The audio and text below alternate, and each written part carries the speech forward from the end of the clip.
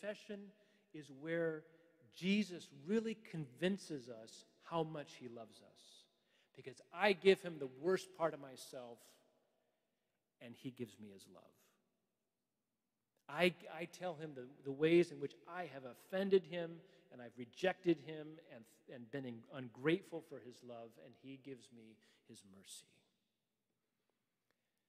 You know, a God who does that, that's a God worth believing. That's a God worth following. That's a God worth trusting.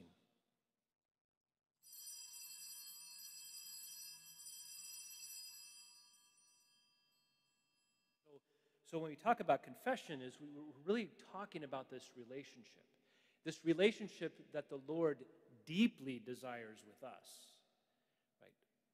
Burns with a desire for us to be close to him. And not because he needs us, right? Because he's perfect in himself. He just wants us to flourish in his life and love and his goodness. That's why we exist.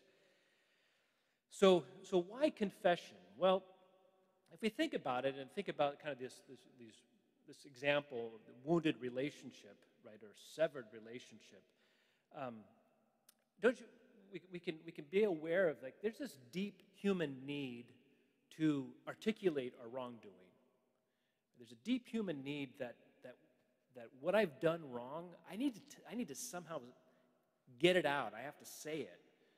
And we notice it on the the cable networks or whatever. You have these kind of shows.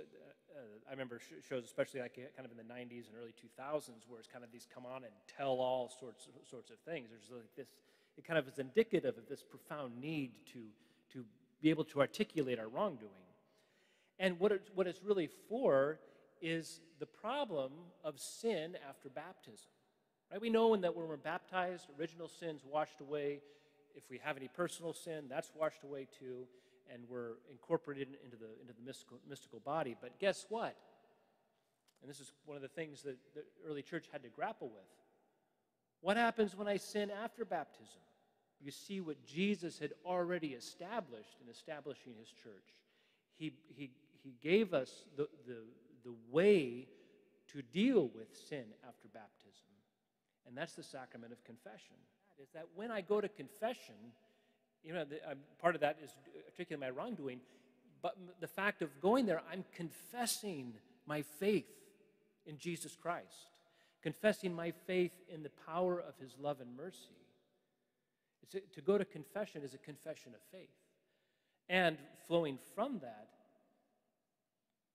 what's another way of understanding confession? A confession of love, right? When somebody loves someone, what do? They confess that love. And so we want to keep those aspects in mind when we think about confession. It's a confession of faith. It's a confession of love. And within that confession of faith and love, I will confess my wrongdoing. I'll confess my sin. I'll confess that which keeps me from you, Lord. Why? So that you can heal it, so that you can wipe it away through the power of his passion, death, and resurrection. And so, what are some of the obstacles of going to confession?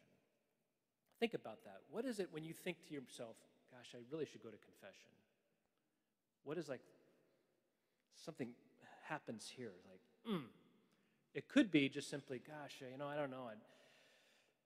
It's like in the middle of the day, just Holy Rosary has it downtown. I don't know if I can get down there in time. I know there's going to be a long line, or I don't know if it's Saturday afternoon.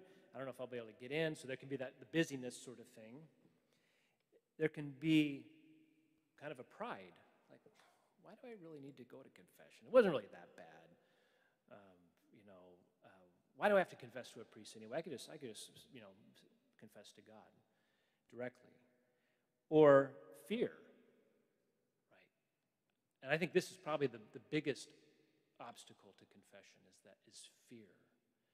A priest friend of mine, he's in another diocese, he got called to a guy's hospital bedside a few years ago, and this guy was going to be dying of cancer. It kind of came rapidly. And, the priest didn't know that, but this guy had been away from the church for 45 years, and so the priest kind of convinced him to just to start confessing his sins, to go into confession. And the guy had said before confessing is that I kind of fell out of the practice of it, and then so many things happened, I did so many bad things, it just seemed like too much, and I couldn't get back. We can be afraid of that. It's like, is the Lord is he going to hurt me? Is he going to belittle me? Is he going to throw me out when he finally hears these terrible things I've done? And the devil hates confession, right? This is where his work is just undone. Right? It gets destroyed. So he's always there feeding despair, feeding fear, feeding false reasons why we shouldn't go. And so just in walking through confession, again, confession, the sacrament of confession doesn't have to be kind of a lengthy thing.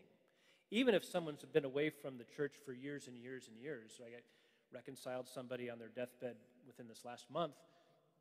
The person was away from the church for 40 years. It took about 6 minutes. Right? So it doesn't have to be like a lengthy thing, especially if I've done the preparation. When I go in, I know what I need to say. And and having some of that formulaic sorts of things kind of helps get the ball rolling. Right, because we can sometimes be a little nervous when we go into confession. So we just, the Father, the Son, and the Holy Spirit, bless me, Father, for I have sinned. It's been however long, 4 weeks, 6 weeks since my last confession. These are my sins. And then I just say my sins. And I don't have to go into a lot of detail, right? All the church asks is that what kind of sin it was and about how many times, right? And we don't have to be OCD about it, but we need to be like, was it a few times, was it many times, was it several times? That's, I don't have to know all the context of why this sin came about. That's okay. Just basically the kind of sin and about how many times. And what the frequency of the sin just first of all, it helps us to understand like how deep this sin is in me. But it also gives a sense to the confessor about some context about what may be most important to address in that confession. And so if I avail myself to confession, if I make confession a regular part of my spiritual life, I'm going to grow in the love of God in a very personal way. It's not just a theoretical love. It's a love that I experience because of the mercy that I receive, the loving mercy that I give him the worst part of myself, and he takes me into his arms and forgives me and holds me close. And this is the effect of confession, that my soul becomes as it was the day I was baptized. That's where we're most human. We're most ourselves.